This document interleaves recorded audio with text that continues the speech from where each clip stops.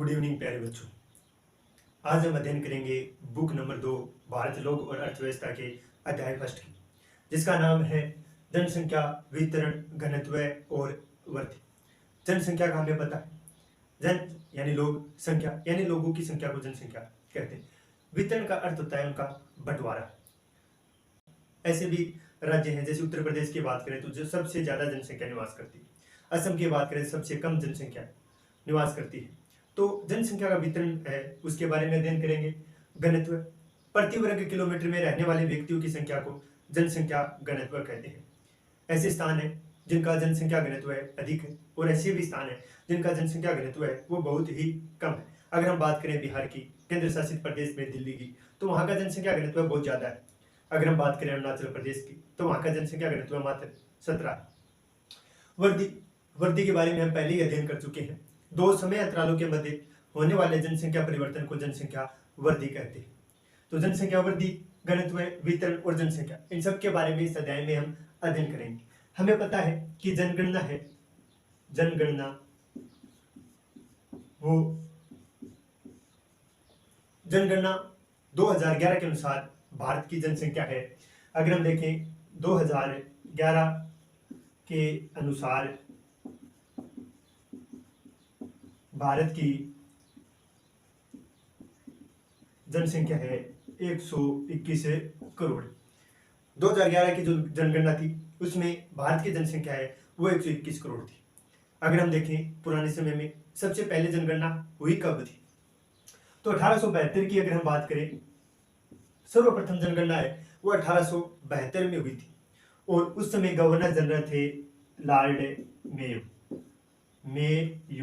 Lord Mayo के शासनकाल में भारत में प्रथम जनगणना करवाई गई थी, लेकिन ये उन ही स्टेट्स में करवाई गई थी जिन पर अंग्रेजों का नियंत्रण था। अब बात आती है व्यवस्थित प्रथम जनगणना की। तो प्रथम व्यवस्थित जनगणना की अगर हम बात करें तो वो हुई थी 1881 लॉर्ड रिपन के काल में।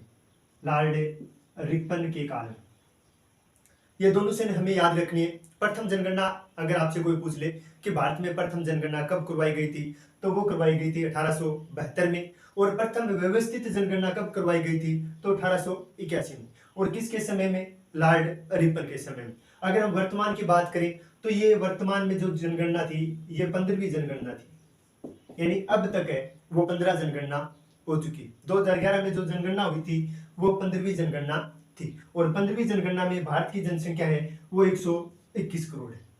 हमें पता है कि हम जनगणना में चीन के बाद पर भारत का सेकंड स्थान है भारत का, यानी फर्स्ट की अगर हम बात करें तो फर्स्ट पर चीन है और 2 नंबर पर भारत का स्थान आता है। भारत में भी अगर हम देखें सबसे ज्यादा अगर जनगणना की जनसंख्या की बात करें तो वो है उत्तर प्रदेश में।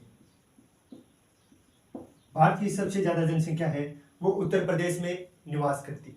अगर हम बात करें 2 नंबर सबसे ज्यादा जनसंख्या की तो वो है महाराष्ट्र में, महाराष्ट्र। 3 नंबर की अगर हम बात करें तो वो है बिहार में। 4 नंबर ज्यादा जनसंख्या की अगर हम बात करें तो वो है पश्चिमी बंगाल में। हमें ये चारों स्टेट ऊपर ऊपर की याद रखने।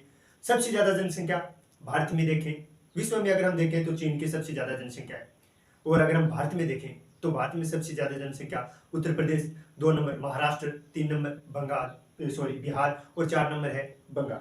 अगर हम बात करें, ये तो सर्वाधिक जनसंख्या वाले राज्य हो गए, सर्वाधिक जनसंख्या वाले राज्य। अगर हम बात करें कम जनसंख्या, तो कम जनसंख्या है वो सिक्किम की है। सबसे कम जनसंख्या भारत में किस राज्य की है, तो सिक्किम की।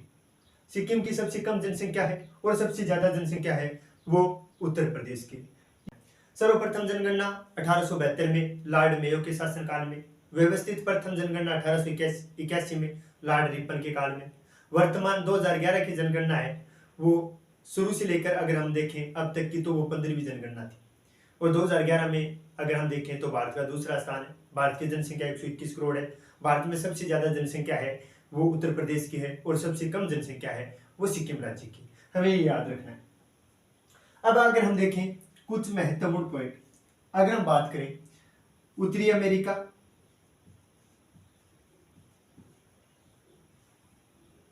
उत्तरी अमेरिका, दक्षिणी अमेरिका व ऑस्ट्रेलिया, इन तीनों को मिला दिया जाए तो भी भारत की जनसंख्या है वो तीनों से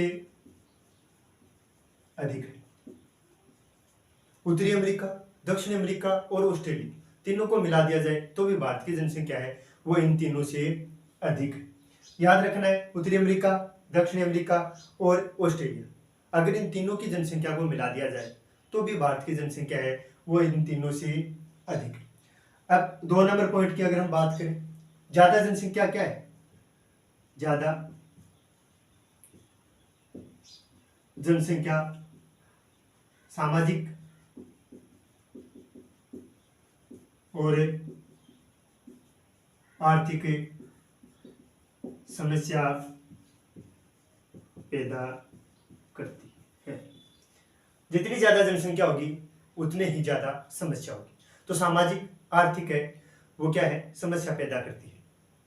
अगर हम देखें कि अमेरिका, उत्तरी अमेरिका, दक्षिण अमेरिका और ऑस्ट्रेलिया से भी हमारे भारत की जनसंख्या ज्यादा है और ज्यादा जो जनसंख्या होगी वो सामाजिक और आर्थिक जनसंख्या है वो आर्थिक समस्या है वो पैदा करती है। और 3 नंबर पॉइंट में अगर हम देखें कि भारत की जो जनसंख्या है, भारत की जनसंख्या है वो असमान रूप से वितरित है, असमान रूप से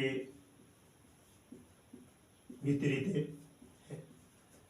भारत की जनसंख्या है वो असमान रूप से वितरित है। एक राज्य है जैसे उत्तर प्रदेश, वहां पर बहुत ज्यादा जनसंख्या है, दूसरी तरफ सिक्किम है, वहां पर बहुत ही कम जनसंख्या निवास करती है।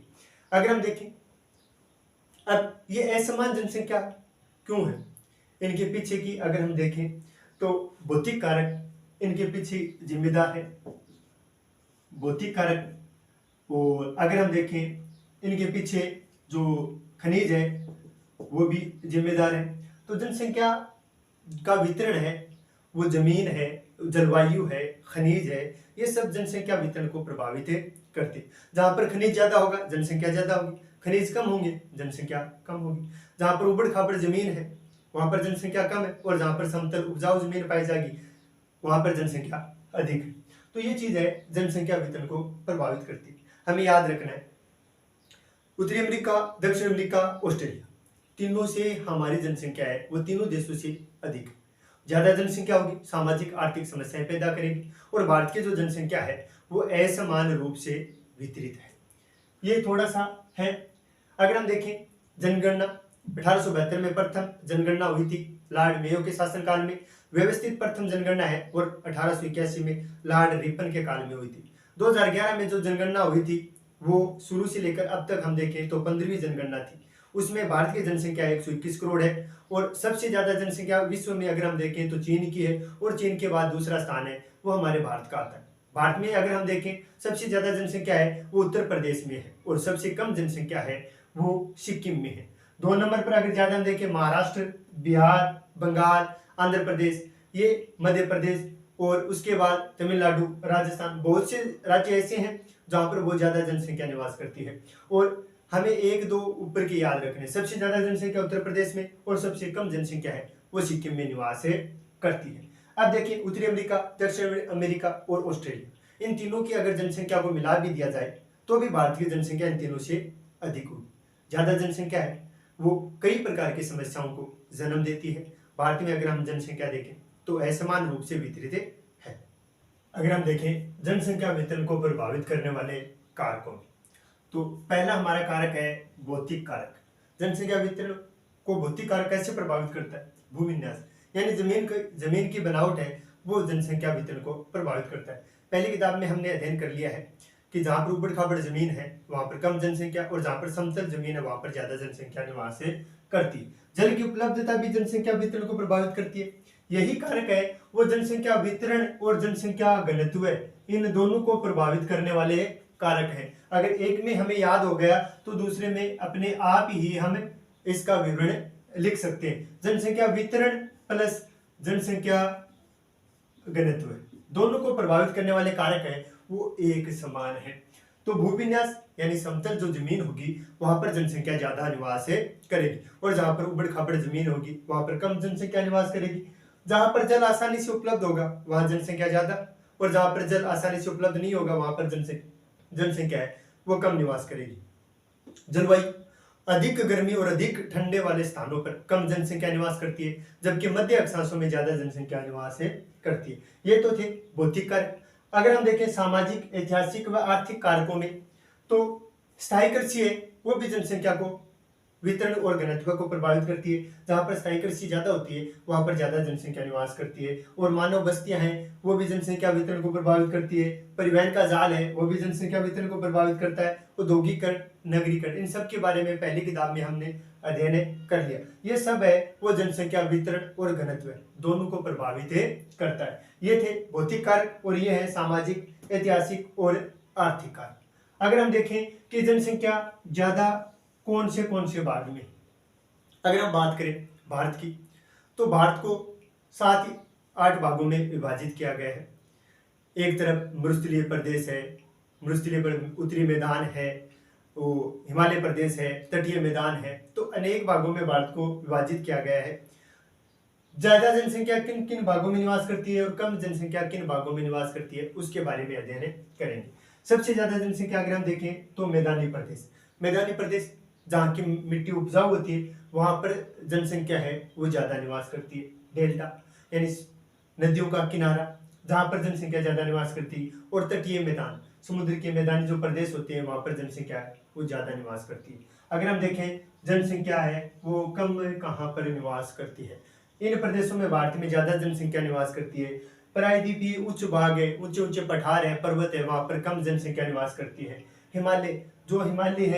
हिमालय पर्वत श्रृंखला है उसमें जो लगने वाले राज्य हैं वहां पर कम जनसंख्या निवास करती है। उत्तरी पूर्वी राज्य हैं वहां पर भी कम जनसंख्या निवास करती है। और पश्चिमी रेगिस्तान हमारे राजस्थान में जो मरुस्थल पाया जाता है वहां पर भी कम जनसंख्या निवास करती है। ये थे जनसंख्या वितरण के बारे में। कल हम अध्ययन करेंगे जनसंख्या घनत्व के बारे में। आशा करता हूँ जनसंख्या वितरण आपको अच्छी तरह समझ में आया होगा। धन्यवाद।